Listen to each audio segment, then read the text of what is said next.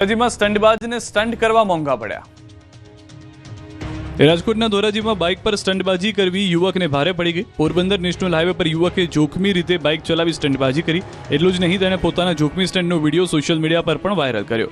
Road પર stunt કરીને યુવકે અન્ય લોકોના જીવ પણ જોખમમાં મૂક્યા। જોકે વિડીયો વાયરલ થતાં જ પોલીસ હરકતમાં આવી અને વિડીયોના આધારે ફિરોઝ દિલાવર પઠાણ નામના યુવકની ઓળખ કરી તેને પકડ્યો।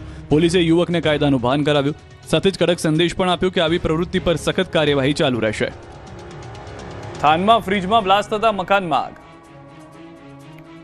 સુરેન્દ્રનગરના થાનમાં મકાનમાં ફ્રીજમાં બ્લાસ્ટ થતા અફરાતફરી મચી ગઈ। જય અંબે સોસાયટીમાં રહેણાંક મકાનમાં અચાનક ફ્રીજમાં બ્લાસ્ટ થયો અને આગ લાગી। જોતામાં મકાનમાં આગ પ્રસરી ગઈ અને આખું ઘર આગની ઝપેટમાં આવી ગયું। આગની ઘટનામાં ઘરવખરી સહિતનું તમામ માલસામાન બળીને ખાખ થઈ ગયો। સદનસીબે પરિવારજનો સમય સૂચકતા વાપરીને બહાર નીકળી જતા આ બાદ બચાવ થયો।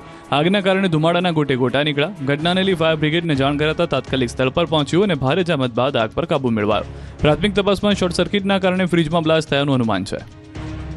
ચીખલીમાં દીપડો કૂવામાં ખાબક્યો, જીવ બચાવવા પાઇપ સાથે લટકી ગયો। ચીખલી પંથકમાં દિવસે ને દિવસે દીપડાનો આતંક વધી રહ્યો છે। ખેતરોમાં માણસો પર હુમલો કરે છે ત્યારે શિકારની શોધમાં નીકળેલો દીપડો જ શિકાર બની ગયો। નવસારીમાં જંગલનો ખૂંખાર શિકારી પોતે જ શિકાર બની ગયો। ચીખલીમાં એક ખૂંખાર દીપડો કૂવામાં ખાબક્યો। સાદકપુર ગામમાં દાદરી ફળિયામાં ઘરની પાછળ આવેલા કૂવામાં દીપડો પડી ગયો। આ અંગેની લોકોને જાણ થતાં જ વન વિભાગને જાણ કરવામાં આવી। વન વિભાગે પહોંચીને દીપડાનું રેસ્ક્યુ હાથ ધર્યું। કૂવામાં ટોર્ચ કરતા દીપડો પાણીમાં પોતાને ડૂબવાથી બચાવવા જહેમત કરતો દેખાયો। દીપડો જીવ બચાવવા કૂવામાં નાખેલી પાઇપ સાથે લટકી ગયો, જેથી વન વિભાગે તાત્કાલિક રેસ્ક્યુ કામગીરી હાથ ધરી અને સ્થાનિકોની મદદ સાથે ભારે જહેમત બાદ દીપડાને બહાર કાઢ્યો। કૂવામાં પાંજરું નાખીને દીપડાનું રેસ્ક્યુ કરવામાં આવતા ગ્રામજનોએ પણ રાહતનો શ્વાસ લીધો। ડેડિયાપાડામાં સુરક્ષા વગર વીજ પોલ પર કામ કરતો શ્રમિક જોવા મળ્યો। નથી કોઈ સીડી, નથી કોઈ સુરક્ષા, જીવના જોખમે ભગવાન ભરોસે વીજ પોલ પર કામ કરી રહ્યા છે શ્રમિકો। આ દ્રશ્યો નર્મદાના ડેડિયાપાડાના છે। અહીં વીજ પોલમાં કોઈ સમસ્યા સર્જાઈ હતી। આ ફોલ્ટને દૂર કરવા માટે એક મજૂર વીજ પોલ પર ચડ્યો હતો। શ્રમજીવીની એજન્સી દ્વારા કોઈ સેફટી આપી ન હતી। દ્રશ્યમાં જોઈ શકાય છે કે કોઈ સુરક્ષા વગર જીવના જોખમે ઉપર લટકીને વ્યક્તિ કામ કરી રહ્યો છે। માત્ર 550 રૂપિયા માટે વીજ પોલ પર ચડીને જીવને જોખમમાં મૂક્યો।